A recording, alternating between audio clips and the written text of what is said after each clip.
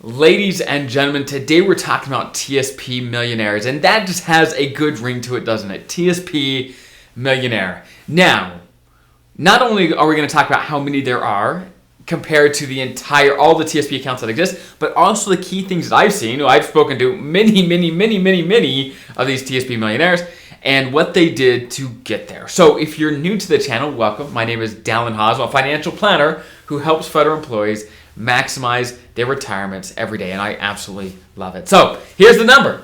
As of the end of 2024, so this is a few months old per se. We don't have this data all the time. It only gets released every so often.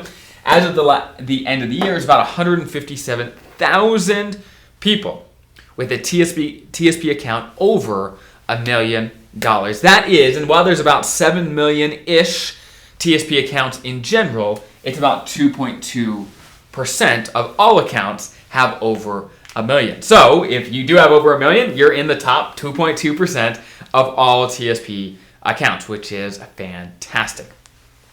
Now, the real question though is, if you don't have $1 million yet, what are the things that people do to get there?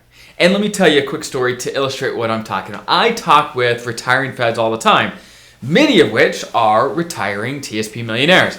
And I often ask the question, like, wow, congrats, you've saved a ton for retirement, you're a TSP millionaire, fantastic. What did you do? And more often than not, they will look at me and say, I don't know. I didn't know what I was doing.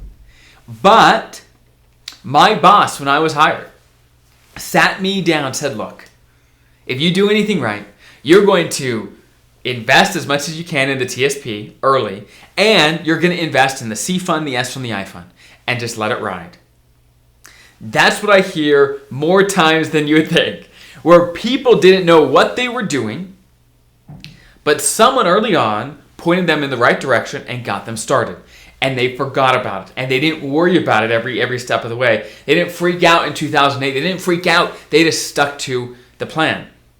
And sometimes the smarter people think they have to make it complicated and move in and out of the market and do things. But what I found is the people that actually get the best results aren't those that make it complicated, that make it super simple. They saved early, they saved often, they invested well, and they let it ride.